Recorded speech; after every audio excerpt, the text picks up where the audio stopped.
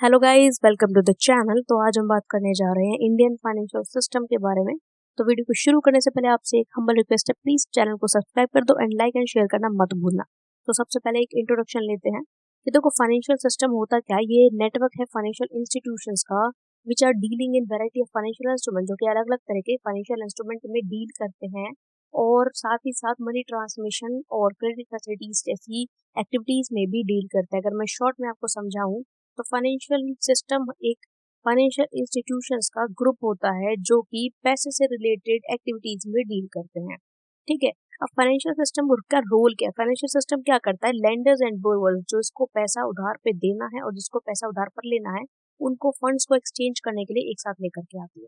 Financial system एक significant role play करता है इकोनॉमिक ग्रोथ में। ठीक है, क्यों? क्योंकि ये सरप्लस मनी, जो एक्स्ट्रा मनी है, उसको इकट्ठा करके देश की ग्रोथ के लिए यूज करता है उसको। अब पैसे देने वाले को क्या मिलता है? उसको इंटरेस्ट मिल जाता है। और पैसे लेने वाले को क्या होता है? उसको टाइम पर पैसा मिल जाता है। हाँ, उसको भी इंटरेस्ट देना होगा बट पैसा तो मिल जाता है ना टाइम पर। अब इसके फंक्शंस क्या होते हैं इंडियन फाइनेंशियल सिस्टम के? कि रेगुलेशन ऑफ करेंसी, करेंसी को रेगुलेट करता है, बैंकिंग फंक्शंस परफॉर्म करता है। बैंकिंग फंक्शंस के बारे में पूरी एक वीडियो आएगी, वो आप बाद में देखिएगा जरूर। और ये जो इंटरनेशनल करेंसी के रिजर्व्स होते हैं, जितनी भी इंटरनेशनल करेंसी फिलहाल इंडिया के पास है, उसको हैंडल करना। कस्टोडियन ऑफ कैश रिजर्व, जितना भी कैश हमारे बैंकों के पास पड़ा है, गवर्नमेंट के पास पड़ा है, उसका कस्टोडियन बनना। क्रेडिट को कंट्रोल करना। इकोनॉमिक स्टेबिलिटी को इंश्योर करना। इकोनॉमिक स्टेबिलिटी कैसे? कि ना तो ज्यादा तेजी इन्फ्लेशन होनी चाहिए, ना ही ज्यादा रिसेशन मतलब मंदी का समय होना चाहिए।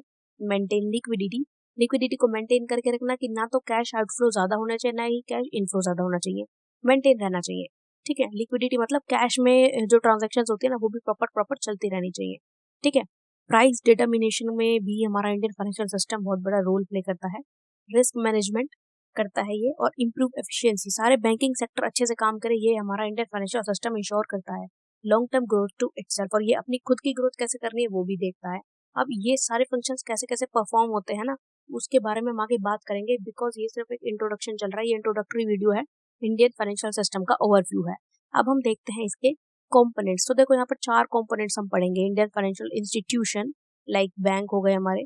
ठीक है। फाइनेंशियल सर्विसेज, कौन कौन सी सर्विसेज इसमें आती है? Like mortgage and depository, credit and all. Financial instrument, कौन कौन से फाइनेंशियल इंस्ट्रूमेंट इसमें आते हैं? Short term, long term. Financial market, capital market, stock market. ठीक है। और प्राइमरी मार्केट, ये सब इसमें हम पढ़ेंगे। तो सबसे पहले हम आते हैं फाइनेंशियल इंस्टीट्यूशन क्या होता है। ये एक इंट्रोडक्टरी वीडियो है, मैं दोबारा रिपीट करती हूँ तो यहाँ पे, इसलिए मैंने सिर्फ शॉर्ट में, ताकि टर्मिनोलॉजी क्लियर हो जाए, वो बताया है। तो फाइनेंशियल इंस्टीट्यूशन क्या होता है? एक इंटरमीडिएट की तरह काम करता है, जो कि स्मूथ फंक्शनिंग में, फाइनेंशियल सिस्टम के स्मूथ फंक्शनिंग में हेल्प करता है इन्वेस्टर और बोरोवर को मिला करके। ठीक है। अब एक हमें प्लेस मिल जाता है एक ऐसा, कि जहां पर इन्वेस्टर अपना पैसे इन्वेस्ट कर सकता है और बोरोवर अपने पैसे को लोन पे ले सकता है। ये क्या करते हैं? सरप्लस सेविंग को मोबिलाइज करते हैं और उनको रिटर्न के बदले इंटरेस्ट रेट दे करके उनको जो है यूटिलाइज करवा देते हैं। ये हमारे फाइनेंशियल इंस्टीट्यूशंस का काम होता है। हम बैंक में एफडी क्रिएट करवाते हैं या फिर आरडी खुलवाते हैं, या कुछ भी बैंक अकाउंट में अपना जो है अमाउंट ट्रांसफर करते हैं, उसके बदले मिलता है ना हमें इंटरेस्ट। तो गवर्नमेंट तब तक उस पैसे का क्या करते हैं? वो कहीं ना कहीं यूज करके वहां पे इनकम अर्न कर लेती है। ठीक है। तो they also provide whole range of services to entities who want to raise funds. ये इसमें बहुत सारी सर्विसेज होती हैं फंड्स को रेज करने के लिए, बहुत सारी सर्विसेज से ये काम किया जा सकता है। फिलहाल हम फाइनेंशियल इंस्टीट्यूशंस के टाइप पढ़ लेते हैं, banking and non banking. Banking क्या होता है? इंडियन बैंकिंग सिस्टम जो होता है, आरबीआई कंट्रोल करता है। सेंट्रल बैंक जो होता है देश का, वो कंट्रोल करता है। तो आरबीआई ही हमारे यहाँ के मॉनेटरी सिस्टम को रेगुलेट करता है।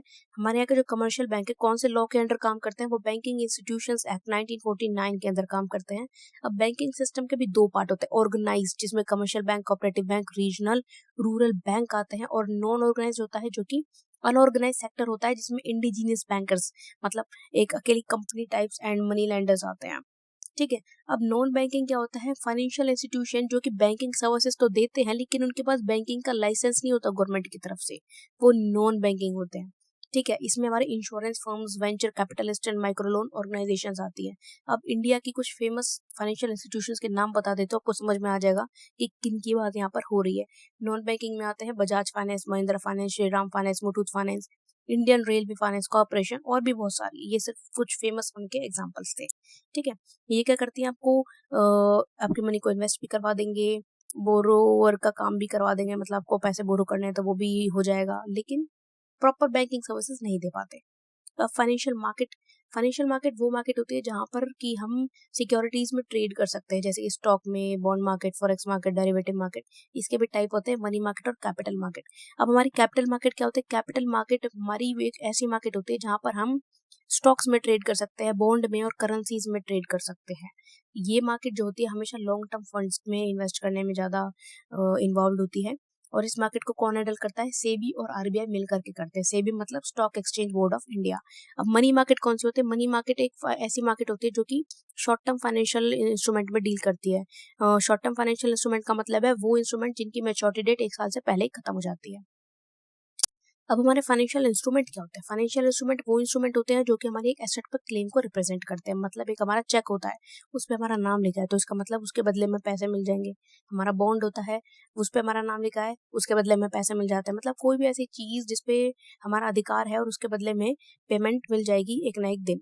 ठीक है। फाइनेंशियल एसेट क्या करता है? Repayment of amount after certain period of time with interest, कि इसको देने के बाद हमें इंटरेस्ट के साथ हमारा पैसा वापस मिल जाएगा। इसके एग्जांपल है treasury bill, bill of exchange, promissory note and etcetera. Financial services कौन सी होती है? बहुत सारी फाइनेंशियल सर्विसेज हमारे इंस्टीट्यूशंस देते हैं, जैसे कि ब्रोकरेज फर्म इसमें आती है, या फिर अदर सर्विसेज सेक्टर, तो वो हमारी फाइनेंशियल सर्विसेज में काउंट होती है। जैसे हमारी बैंकिंग सर्विस हो गई, मोर्गेज, ठीक है, प्रॉपर्टी के बदले लोन एंड क्रेडिट कंट्रोल का काम करते हैं, पेमेंट सर्विसेज देते हैं, tax preparation and planning, accounting and investing. और ये बहुत सारी फाइनेंशियल सर्विसेज जो होती है आजकल हमारे पास इंडियन फाइनेंशियल सिस्टम से मिल जाती है। So thank you so much guys. आगे और कम से कम भी नहीं है तो 10 to 15 वीडियोस है पूरे के पूरे Indian financial system and banking system को समझाने के लिए। Please like, share and subscribe. Hello guys, welcome to